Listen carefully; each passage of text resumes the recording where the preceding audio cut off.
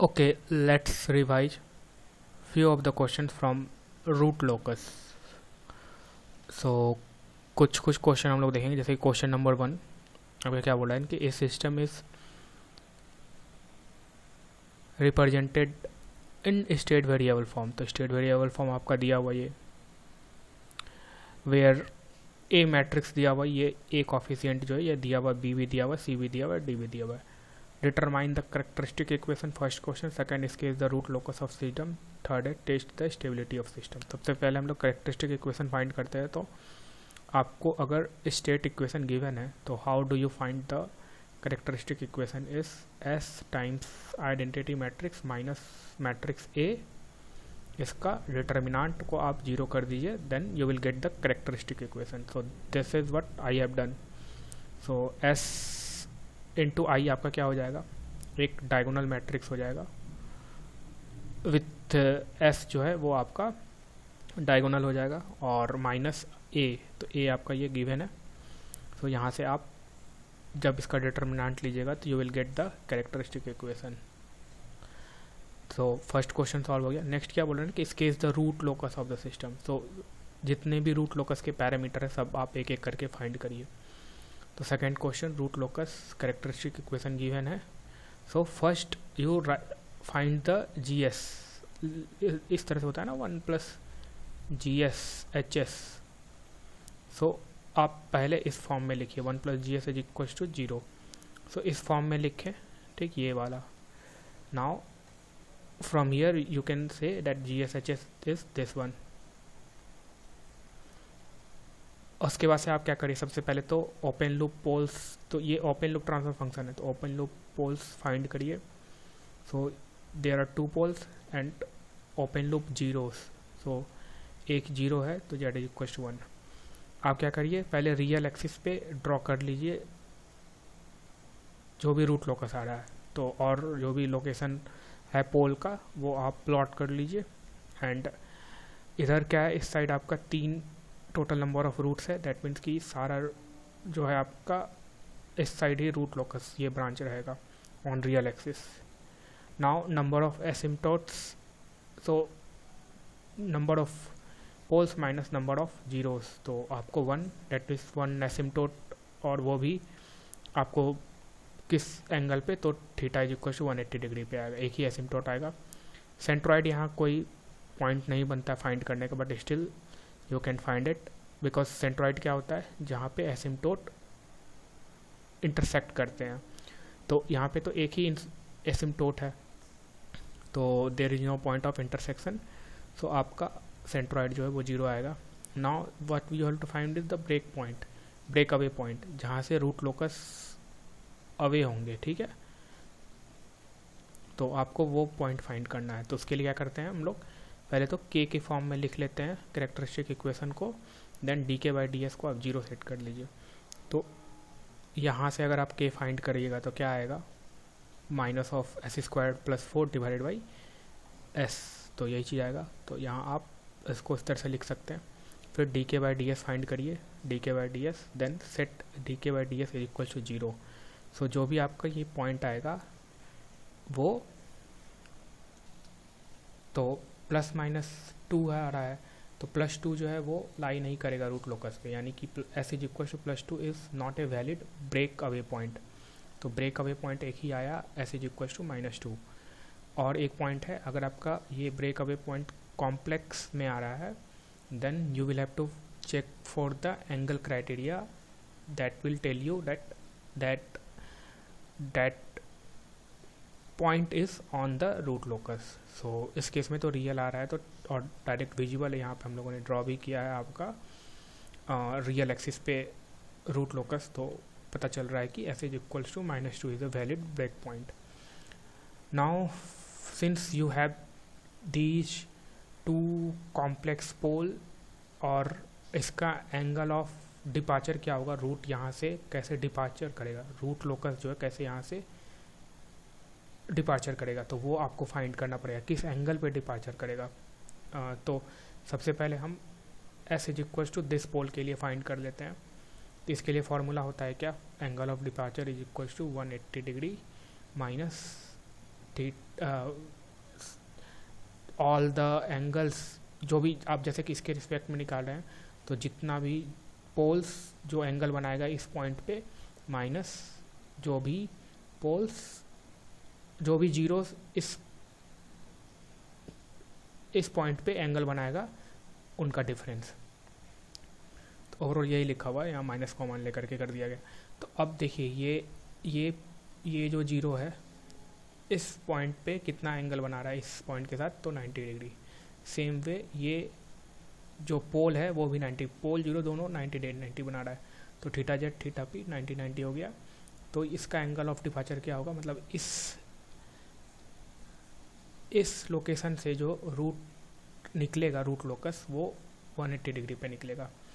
और since root locus symmetrical, तो आपको इसका निकालने का ज़रूरत नहीं है, माइनस टाइम्स जो हो जाएगा वो आपका इसका एंगल ऑफ डिपार्चर हो जाएगा इस पोल का। ठीक है, अच्छा ये दोनों दो पार्ट में बट गया है।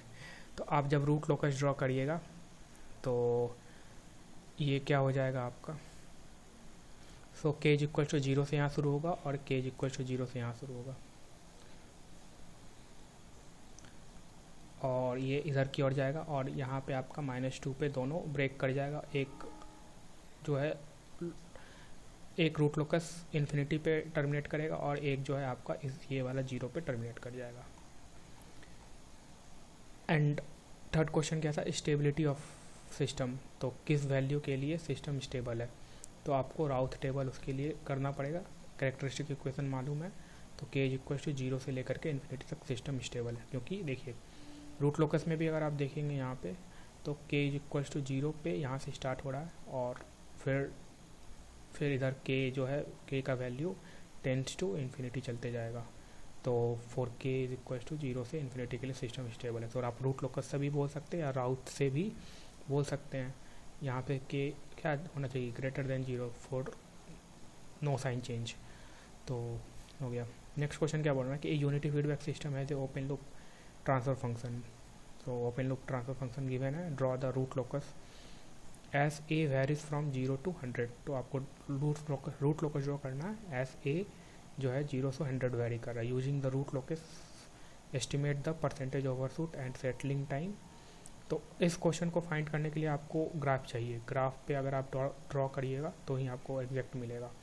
फिर थर्ड क्या बोला कि determine the actual overshoot and settling time at a equals to 2 and a equals to 4। तो सबसे पहले फाइंड करते हैं हम लोग first question, root locus for a varies from 0 to 100। तो ls दिया हुआ है आपका, हम उसको क्या किए 1 प्लस GSHS के फॉर्म में लिखें, GSHS के फॉर्म में लिखें और आपको ओवरऑल इस फॉर्म में हम लेकर के आए।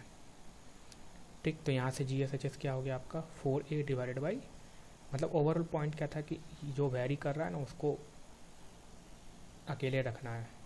ठीक है, तो ये आ गया आपका GSHS। Now same way first point हम लोग क्या फाइंड करेंगे, ओपन लूप पोल्स फाइंड करेंगे। तो पोल्स आपका 0 पे है एंड यहाँ से आपका कॉम्प्लेक्स पोल मिलेगा, तो टोटल 3 पोल मिल गया। ओपन लूप जीरो यहाँ पे है, एक भी नहीं है, तो टोटल 0।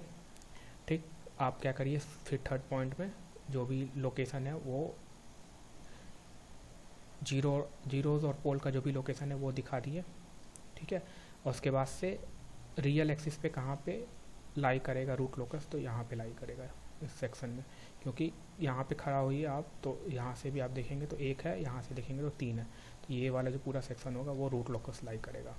तो on real axis root locus exist from -∞ to 0। Number of asymptotes निकाल दीजिए 3 - 0, एंगल ऑफ एसिम्टोट निकाल दीजिए तो आपका 60, 80, 130 आएगा। ये रहा फॉर्मूला। और k कहाँ से कहाँ तक वेरी करेगा, तो k 0 से लेकर के p - z - 1 तक, यानी कि इस केस में 0, 1, 2 यही तीनों k का वैल्यू होगा। सेंट्रॉइड क्या होता है, सेंट्रॉइड जहाँ पे आपका एसिम्टोट मीट करता है तो वो पॉइंट निकालना है। तो सेंट्रॉइड का फॉर्मूला क्या होता है, sum of real part of poles minus sum of real part of zeros divided by p - z। तो यही आपका आ गया 1.33, मतलब कि जहाँ पे एसिम्टोट इंटरसेक्ट करेगा।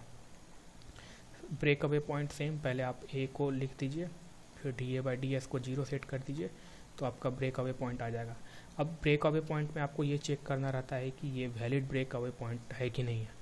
वैलिड ब्रेक अवे पॉइंट मतलब कि ये रूट लोकस पे लाई करता है कि नहीं करता। ये कॉम्प्लेक्स है तो आपको एंगल क्राइटेरिया चेक करना होगा, मतलब कि GSHS is equals to 2n+1 pi.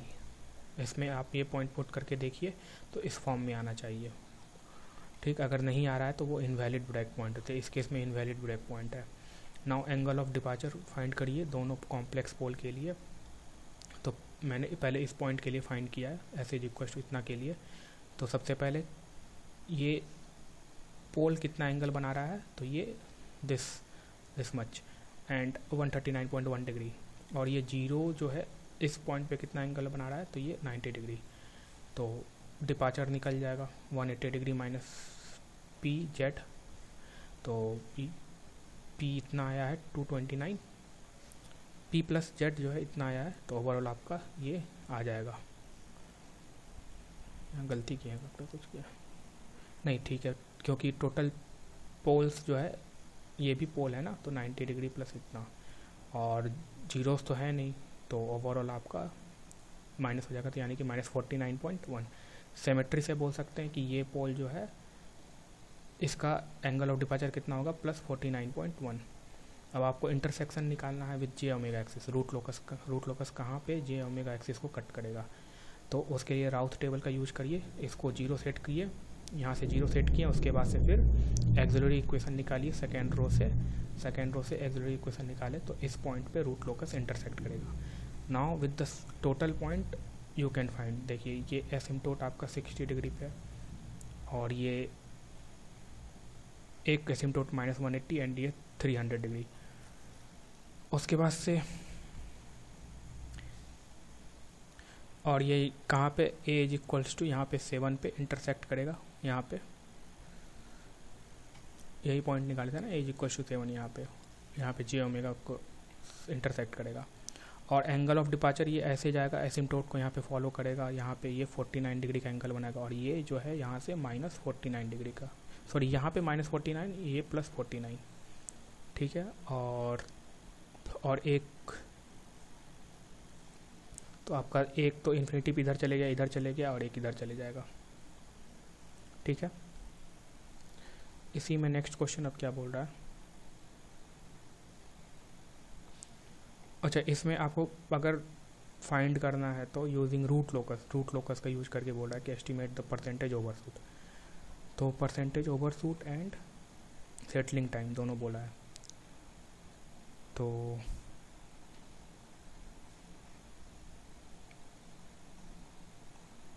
Settling time क्या होता है, 4/j/ω। अब देखिए a इज इक्वल्स टू 2 के लिए बोला है ना, तो somewhere a is equals to 2 कहीं यहाँ पे होगा रूट लोकस में, इसके करस्पॉन्डिंग कोई α1 होगा। और ये α1 क्या होता है, ये α1 यहाँ से, अगर ये α1 है, ये सिग्मा है, ये j ओमेगा है, तो ये डिस्टेंस कितना होता है, j⍵n, तो यही j⍵n चाहिए।